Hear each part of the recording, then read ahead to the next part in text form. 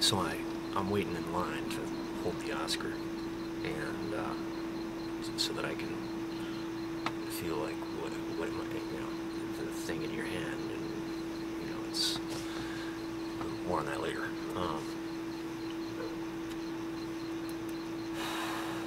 So I'm standing in line, and this guy walks up to me, who's behind me. I'm standing in line. I'm like standing in line, and he walks up behind me, and he asks me if I'm standing in line. There will be various edits. What do you think? But, so I was just like, no, I'm not standing in line. And so he just kind of walked right in front of me. So I just decided to stand there and watch as people took their turns,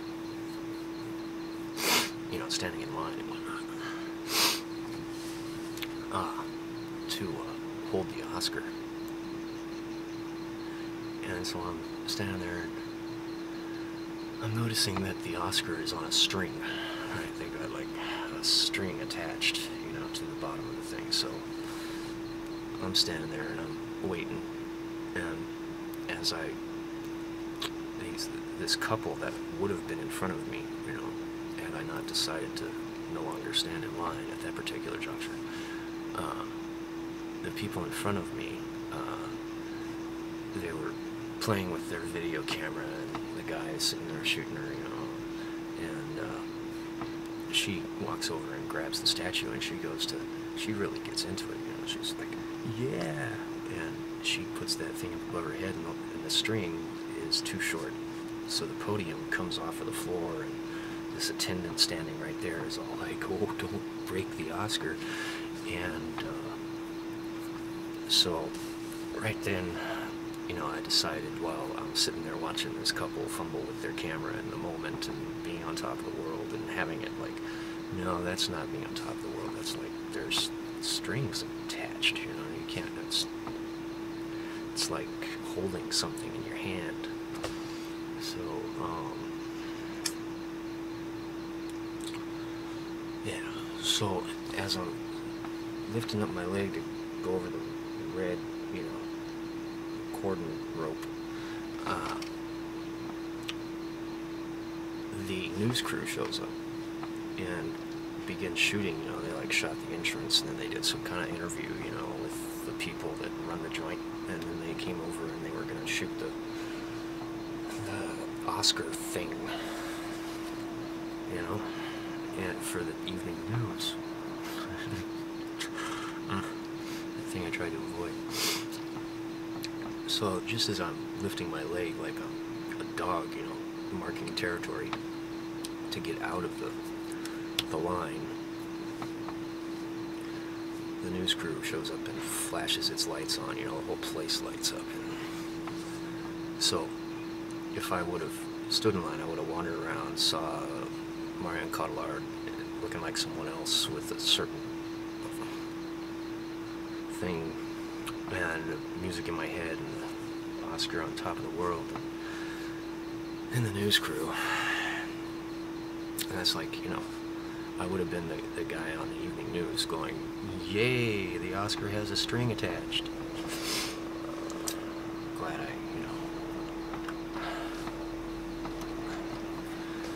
so,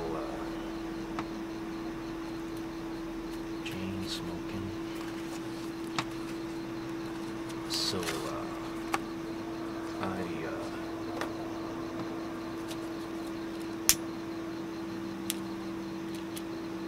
dodge out of there, it's like, that's not top of the world, that's a bummer or something. So I split out of there.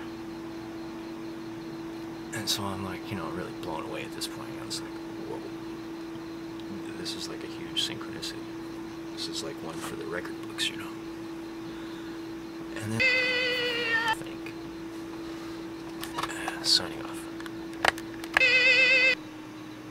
Alright. So, it was just a really, really intense experience, that, so at that point, after seeing the whole Oscar thing happen, I just decided to get the hell out of there, try to understand what just transpired, and then it's like, oh, hello. It's like, it's so strange. Life in the big city. So then I went and got back on the train, got on a bus, and I was in North Hollywood, and you know, it's just like this. Then before that, when I'm on the train home,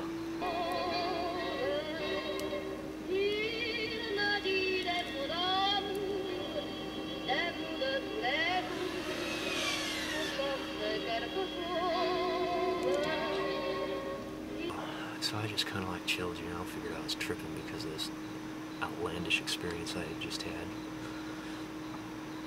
You know, it's just like this thing just keeps going, you know, it's really just a day full of strangeness, of unprecedented proportion. So I'm getting on the bus in North Hollywood at the top of the line for the train. I am traveling through North Hollywood, and I'm like, oh, I gotta get off the train, I gotta get off the bus. So I got this bus, and so I gotta get off the bus. But I was like, no, I'm in North Hollywood. I have to. I'm going to Van Nuys. I'm not there yet, and I should know because I just got on the bus. For some reason, I wanted to get off the bus, so I just kind of sat there and I read the LA Weekly. And in the astrological forecast, there was all this talk about how there was going to be an eclipse that night, a full lunar eclipse that you were going to be able to see from the Los Angeles area. But it fails to mention that there's a time involved, you know. Time, it doesn't really matter. So I'm sitting there, I had just wanted to get off the bus, and then I open up the weekly and I read the astrological forecast. I learned that there's a total eclipse that night, you know, that night. And I'm like, so when is it? What time? And it doesn't say in the astrological forecast, you know. And so by the time I'm like dealing with all this, you know, and I'm getting off of the bus, I look up, and just as I'm getting off the bus, there's a sliver of moon in the sky that, you know, is just... So if I would have gotten off the bus when I wanted to get off the bus, when I thought I should have gotten off the bus, I would have looked up and I would not have seen a moon. Well, I'm like sitting there on the bus, you know, thinking I wanted to get off the bus, and I don't know why, and I just had this on top of the world, the Vie En Rose thing happen, and it was all like filmed by a news crew or something. And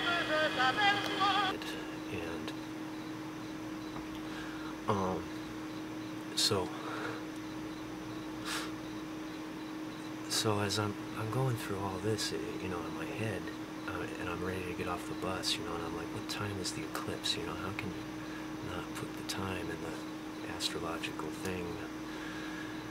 And so I look up, and there's